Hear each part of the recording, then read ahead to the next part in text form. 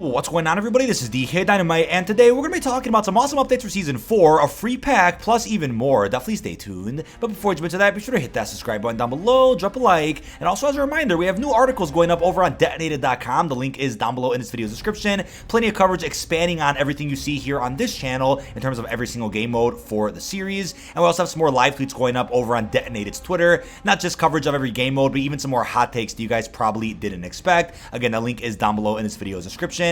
Now, as a reminder, there's a free Twitch Prime bundle available for COD 2.0 featuring a bunch of track rival skins. We have an XMR Sniper blueprint, a Lockman SMG blueprint, a UTV skin, a hatchback skin, a Racing Team sticker, and that's just about it. If you have signed up for Amazon Prime, you can link your Activision account with the link that I'll also have down below in this video's description, and you can get your hands on this bundle fairly quickly. But the offer for this bundle does end in about 25-ish days, so after that point, you won't be able to actually link your account anymore to claim these rewards. But it's been about 3 months since the last opening for Warzone Mobile. They ended up opening up the game servers to Australia, Chile, Norway, and even Sweden.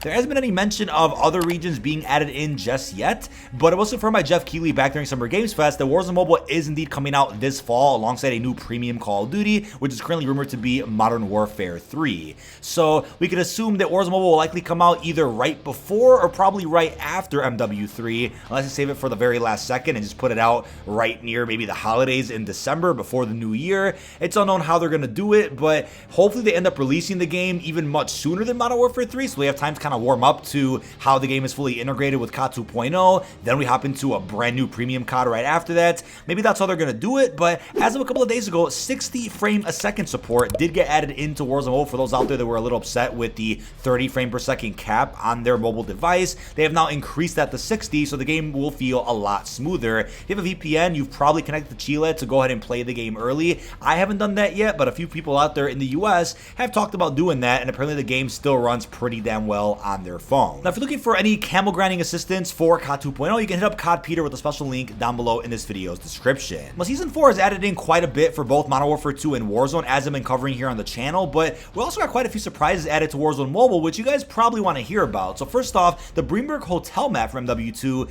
did get added into Warzone Mobile's multiplayer. In case you guys weren't aware, Warzone Mobile does have a fairly limited and watered down multiplayer experience whose sole purpose is just to allow you guys to go ahead and camel grind on the go. That's really all it is. If you want to level up your weapons, grind some camos, or just rank up a little bit, you can do that in the very limited multiplayer that Warzone Mobile offers, and there's only a couple of multiplayer maps you can play on. Like I said, it's very limited, but it exists and hopefully will be expanded upon relatively soon. The game isn't called COD Mobile or COD 2.0 Mobile, it's called Warzone Mobile, so I wouldn't really expect multiplayer to get that much bigger, but I'd expect a fair amount of maps to be rotated in and out every so often, so you guys could feel like you're able to rank up and level up weapons on at least a decent portion of maps every season or so. But they've also added in the game mode Class, which was also featured during Warzone 1's life cycle, and I'll put some images on screen so you guys can see. Class was pretty fun during Warzone 1, and I think it makes sense that Warzone Mobile also adds in all LTMs that you guys are probably familiar with, whether it's Iron Trials, whether it's Clash,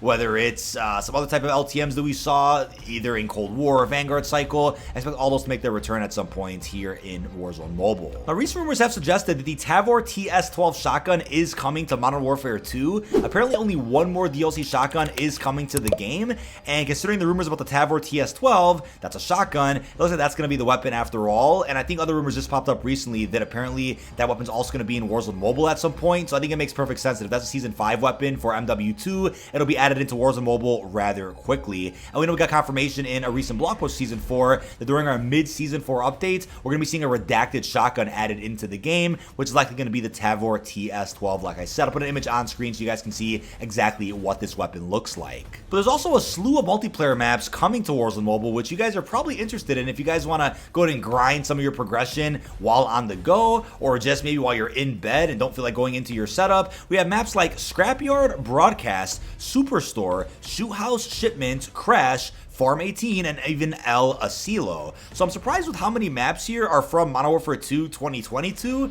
and these are essentially just Modern Warfare based maps. I'm assuming at some point in time we'll end up getting some Black Ops maps as well, but for right now, while Modern Warfare is in its prime and while Modern Warfare is in the spotlight, I'm assuming we'll just end up having MW maps playable in the game's multiplayer, and maybe every single season that we see of Warzone Mobile, they'll just rotate maps in and out so that there's a decent portion of maps you can play that are different from what you saw last season, but still keep it limited to like maybe 3 to 5 maps playable at once. Maybe they'll expand that in the future, but like I said, the game is called Warzone Mobile, not Call of Duty Mobile for a reason. And as rumors have also suggested, Rebirth Island is also making its way into Warzone Mobile at some point in the future. I'm assuming before the game globally launches for everybody, you'll end up seeing Rebirth Island playable for people out there that have access to the game, and they'll be able to switch between Verdansk and Rebirth as they so please.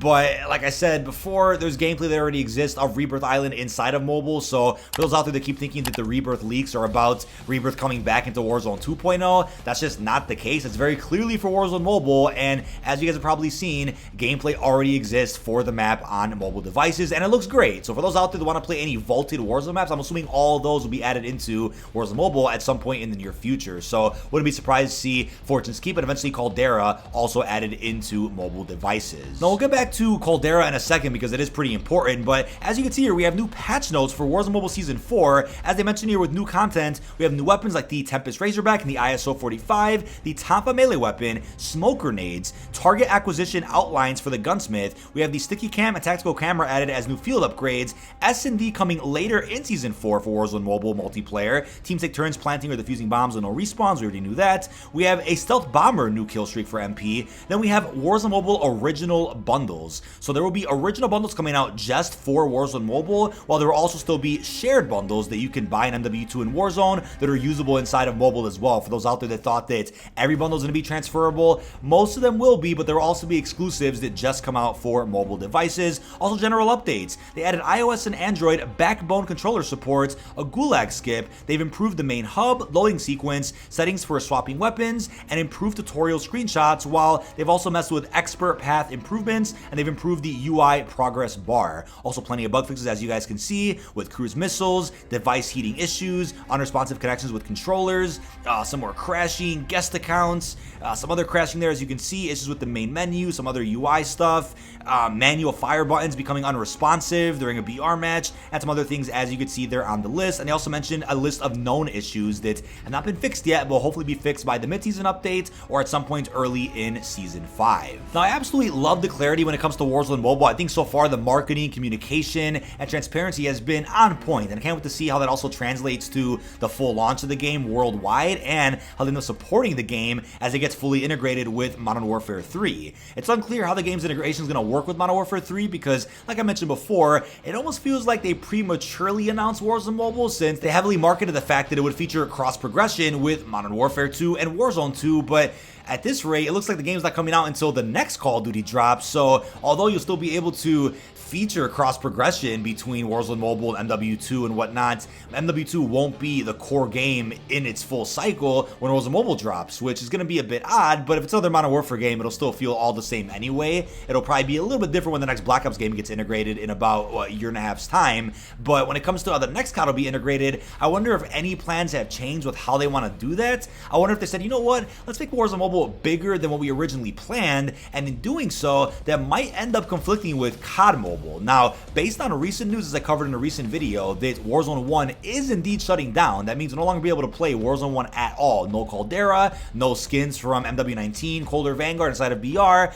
With that announcement in mind, I'm thinking, you know what? I'm kind of finding it hard to believe now that Warzone Mobile will come out. It's developed fully in-house by Activision. It'll be fully featuring cross-progression with MW2, MW3, Warzone 2, the next Black Ops. I find it hard to believe that all that will happen while COD Mobile still sits in its own corner, on its own 2 feet, with different roadmaps, different seasonal updates, and that big disconnect from that with the premium COD series. I find it hard to believe they'll keep that going. Now, you guys are probably thinking, wait, DK, how would that make sense to cancel COD Mobile, considering how big the game is, and considering the fact that it appeals to the Chinese market? How would they make that work? Well, I'm thinking, right, we had Call of Duty Online, which got shut down a couple of years ago. That got shut down about a year after COD Mobile came out. Obviously, Tencent developed both of those games, and it kind of made sense as to why they shut down Call of Duty Online. COD Mobile just really took over. But when it comes to COD Mobile specifically, Activision outsourced that project, right? They gave the licensing rights to Tencent to make COD Mobile. Activision, at least over here in the US,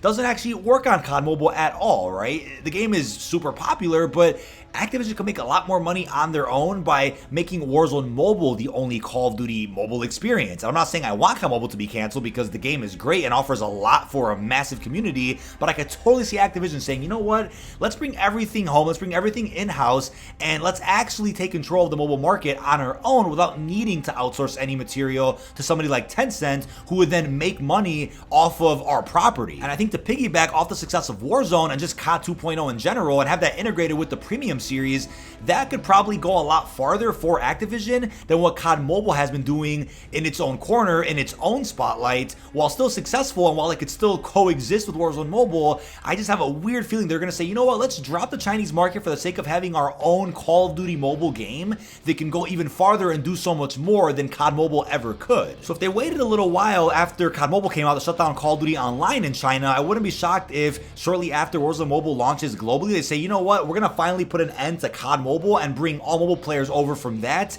into Warzone Mobile, as long as they're not in China, unless Warzone Mobile has a way to also appeal to the Chinese market and is allowed legally to exist there. Then I'm really curious how they're going to end up planning that out. But maybe I'm wrong, and I hope I'm wrong that both mobile games could just coexist. But I think at this point, things that are surprising us are going to keep surprising us. Things that are surprising us now might just be setting the tone for other surprise announcements that may be coming out in the next year or so, which nobody out there could have expected. And like I mentioned before, I never would have thought they were going to shut down Warzone Caldera ever. And I think with that, it kind of sets the tone and kind of the potential for them to do the same thing with another wildly successful Call of Duty entry, which is COD Mobile. But that is about it. This has been dkdynamite. Leave your thoughts down below in the comment section. What are your thoughts on all our Season 4 updates with Warzone Mobile? How are you feeling about our free Twitch Rivals pack and the possibility of COD Mobile eventually shutting down? Really hope you've enjoyed, and peace out, everybody.